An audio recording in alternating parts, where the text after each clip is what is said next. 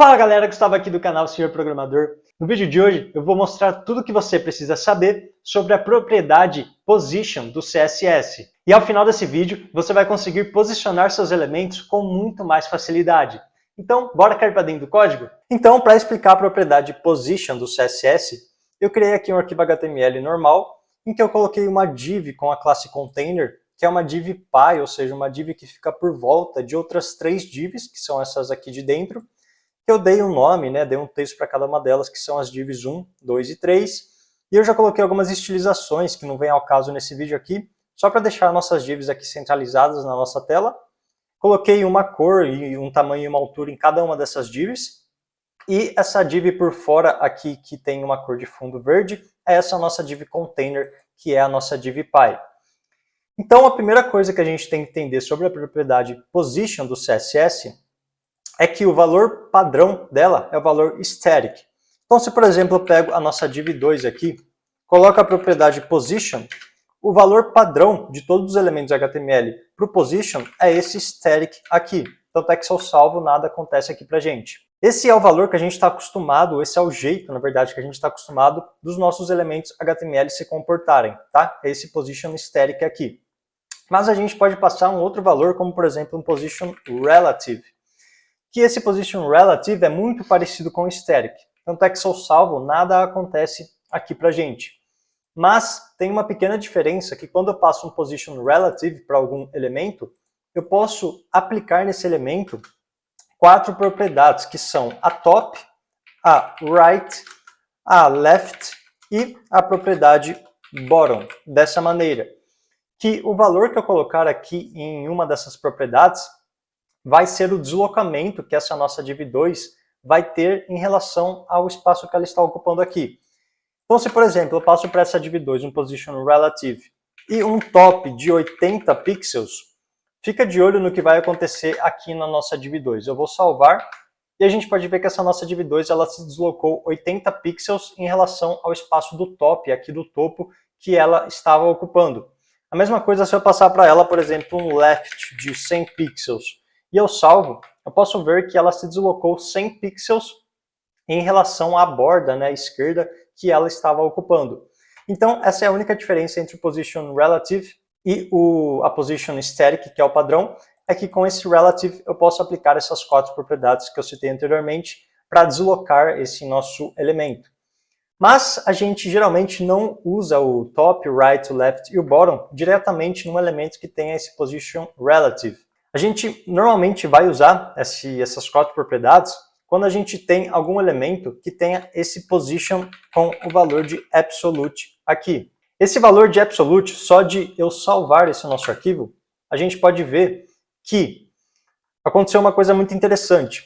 Os demais elementos, por exemplo, a div 1 e a div 3, elas estão se comportando, ou seja, elas estão se encaixando aqui na nossa página como se essa div 2 não existisse mais, como se essa div 2 ela não acompanhasse mais o fluxo normal dessa nossa página HTML. E isso acontece quando a gente coloca esse position absolute aqui. É como se esse elemento que a gente colocou, esse position absolute, ele meio que saísse da nossa página, ele não ocupasse mais nenhum lugar, mais nenhum espaço na nossa página, e os demais elementos dessa página vão começar a se comportar, a se posicionar, como se essa div 2 não existisse mais na nossa página. E para esse elemento com position absolute, a gente também pode passar aquelas 4 propriedades top, right, bottom e left, e esse elemento ele vai se comportar, ele vai se posicionar em relação ao elemento ancestral dele, ou seja, algum elemento pai dele, que tenha algum position que é diferente daquele padrão que é static. Mas, se nenhum elemento ancestral dele tiver um position que é diferente de static, essa div 2 vai se comportar em relação à nossa página HTML principal. Como assim? Se eu passasse aqui, por exemplo, para essa div 2 um top de 0 e salvasse, eu posso ver que ela vem aqui para cima, para o top 0 da nossa página HTML principal. Por quê? Porque agora essa div 2 está se comportando em relação à nossa página HTML, porque essa div 2 não tem nenhum elemento ancestral dela, ou seja, nenhum elemento que vem por fora dela, que tenha algum valor de position que é diferente de static. Tanto é que se eu passo aqui, por exemplo, um right de 0, essa nossa div 2 também vai ficar aqui na borda mais à direita da nossa página HTML principal. E também é interessante de notar o que eu havia falado, que essa div2, ela meio que, para os outros elementos, ela não ocupa mais nenhum espaço na nossa página HTML, tanto é que a div1 e a div3, elas se aproximaram, né, como se não tivesse mais nenhum elemento entre a div1 e a div3. E lembrando também que essas 4 propriedades, né, a top, right, bottom e left, elas podem receber valores de unidades normais do CSS, como por exemplo pixels, valores em porcentagem, valores em rem e assim por diante. Então aqui eu poderia colocar, por exemplo, um top de 50%, que essa nossa div2 ela se posicionaria em 50% de espaço em relação ao top aqui da nossa página. Mas esse position absolute, o jeito mais comum que a gente vai usar ele é mesclar ele com um position relative para um elemento pi. Porque sempre que a gente precisar posicionar um elemento em relação ao outro, a gente vai colocar um position relative no pi e um position absolute no elemento filho, e daí sim posicionar o elemento filho em relação ao elemento pi. Então, se por exemplo eu pego um elemento pi dessa nossa div2, que é essa div com a classe container, eu vou pegar esse container aqui, e eu passo para essa div um position com o valor de relative, e eu vou tirar esses valores aqui e eu salvo, eu posso ver que a nossa div2 voltou para cá. Mas se agora eu coloco um top de 0, por exemplo, nessa nossa div2 e salvo, a gente pode ver que agora ela é posicionada no top 0 dessa div de container, né, da div pi dela, que a gente deu position relative. A mesma coisa se eu coloco aqui, por exemplo, um left de 0, ela vem aqui para a extremidade mais à esquerda dessa nossa div container e não fica mais se posicionando em relação à nossa página HTML principal. Isso porque agora essa div2 tem algum elemento ancestral dela, algum elemento que vem por fora dela, que tem algum position que é diferente de static. E aqui não precisa ser só position relative, né? Como tem que ser um position diferente de static, se esse elemento pi tivesse, por exemplo, um position absolute, essa div2 ia continuar se comportando, se posicionando em relação a essa div pi. Então, fazendo um resumão do que a gente viu até agora, a gente tem, por padrão, o valor de position que vem como static. A gente viu também um valor de position que é o relative, que é bem parecido com o static, com a única diferença que a gente pode aplicar nesse relative aquelas 4 propriedades top, right, bottom e left. E também a gente viu esse valor de position absolute, em que faz o elemento meio que sair do fluxo da página principal, então os demais elementos começam a se comportar como se esse elemento com position absolute não existisse, e ele fica posicionado em relação ao elemento ancestral dele mais próximo, que tem algum valor de position diferente de static, e se nenhum elemento ancestral dele tiver algum valor diferente de static, esse nosso elemento com o valor de position absolute vai se comportar, vai se posicionar em relação à nossa página HTML. Um outro tipo de position que a gente pode ver aqui, que é bem normal a gente usar, é um position com esse valor de fixed aqui. Esse fixed é muito parecido com o valor de absolute, porque o elemento com o fixed também é removido do fluxo principal da nossa página. Então, se eu salvo isso daqui, eu posso ver que os demais elementos eles ainda se comportam como se essa div2 não existisse.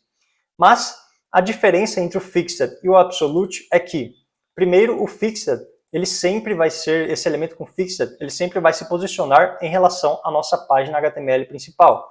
Então, se eu coloco aqui um top 0, por mais que esse elemento container, que é o pi dessa div2, tenha um position relative, eu salvo isso daqui, a nossa div2 ela sempre vai se comportar em relação à nossa página HTML principal. E também o elemento que tem o position fixed, ele sempre vai ficar posicionado no valor que a gente passar para a posição dele aqui, por mais que a nossa página, por exemplo, dê um scroll para baixo. Então, se por exemplo eu colocasse aqui nesse nosso container, que eu quero que ele tenha uma altura de uns 2.000 pixels, 2.000 pixels, e eu salvo. A nossa div2 ela está aqui como a gente esperava, né, no top 0 da nossa página principal, mas se eu scroll a página para baixo, a nossa div2 ela sempre vai ficar nessa posição que a gente deu para ela de top 0. É como se ela sempre ficasse fixada nessa posição que a gente deu para ela. Se, por exemplo, aqui no lugar desse fixed fosse o position absolute, a nossa div2 ia começar aqui no top 0 também, mas se eu scroll a página para baixo, a div2 não ia acompanhar, ela não ia ficar fixa na nossa página, né? Então essa é a principal diferença entre o position absolute e o position fixed. E por último, o último valor de position que a gente pode colocar aqui é esse valor de position sticky. Esse valor de position sticky é como se fosse uma mescla entre o position relative e o position fixed. Tanto é que se eu salvo isso daqui agora, eu posso ver que a nossa div2 já começa a agir como se ela tivesse uma posição relativa, né? Um relative, porque ela já passa a ocupar esse espaço que a gente definiu para ela, e os demais elementos, aqui o elemento div1 e o elemento div3, eles se comportam como se essa div2 realmente existisse aqui e ocupasse esse espaço que a gente deu para ela. Mas esse position stick, ele vai parar de ser relativo e vai passar a ser um position fixed quando o nosso elemento atingir alguma condição que a gente passar para ele aqui, como por exemplo um top de 0. Se eu salvo isso daqui, nosso elemento começa com um position como se fosse um position relative. Mas a partir do momento em que ele atinge esse valor de top 0 aqui em cima, ó, atingir o valor de top 0, ele passa a agir como se fosse um position fixed. Ele passa a ficar fixo na nossa tela nesse valor de top 0 que a gente deu para ele. E se a gente volta para cá, quando ele para de ter esse valor de top 0, ele volta a ser como se fosse um valor de position relative. Então esse stick é como se fosse uma mistura entre uma posição relativa e uma posição fixa, né? E quando o nosso elemento atinge como se fosse essa condição que a gente deu para ele, ele passa do valor relative para o valor fixed, por mais que aqui ele está ocupando como se fosse um valor fixed, mas esses elementos como a div1 e a div3 ainda continuam se comportando como se essa div2 estivesse ocupando aquele lugar que ela estava ocupando lá inicialmente. Então, fazendo um resumão da propriedade position aqui no CSS, a gente vai utilizar ela quando a gente quiser posicionar algum elemento de uma maneira específica na nossa página HTML. Por padrão, os nossos elementos vêm com position com valor static, que é o comportamento padrão que a gente está acostumado eles terem. A gente tem o position relative, que é bem parecido com o static, com a única diferença que a gente pode, nesse caso de relative, passar aquelas 4 propriedades top, right, left e bottom. Mas a gente normalmente não usa muito isso daqui, né? A gente não passa essas 4 propriedades diretamente para o relative. A gente vai passar para quando a gente tiver, por exemplo, um position absolute, em que com o position absolute, primeiro, esse nosso elemento ele é como se ele fosse retirado do fluxo principal da nossa página, então os demais elementos começam a agir como se esse elemento com position absolute não existisse, e esse elemento com position absolute, ele vai se posicionar em relação ao elemento ancestral mais próximo a ele, que tenha algum valor de position diferente de static, e se nenhum elemento tiver algum valor de position diferente de static, esse elemento com position absolute vai se posicionar em relação à nossa página HTML principal. Depois a gente viu o valor de position fixed, que é muito parecido com o absolute, com a diferença de que o elemento com position fixed sempre vai se posicionar em relação à página HTML principal e ele sempre vai ficar fixo na nossa tela, respeitando o valor que a gente passar para ele aqui, como se, por exemplo, um top 0. Tá? A gente usa muito esse valor de fixed quando, por exemplo, você já deve ter visto alguns sites, como por exemplo nos e-commerces, a gente tem aqui embaixo na direita um botãozinho do WhatsApp, que por mais que a gente suba e desça a página, esse botãozinho do WhatsApp sempre vai ficar aparecendo para a gente aqui embaixo na direita. E o último valor de position é o position stick, em que ele é uma mescla do position relative com o position fixed. Então o nosso elemento ele fica agindo como se fosse com o position relative, até atingir essa condição que a gente passa para ele aqui, né? Algum valor que a gente passar para ele, daí ele vira como se fosse um position fixed. E isso aqui é tudo que você precisa saber sobre a propriedade position para posicionar seus elementos HTML de uma maneira mais fácil. Se gostou desse vídeo, não esquece de deixar seu like e se inscrever aqui embaixo no canal. Tchau!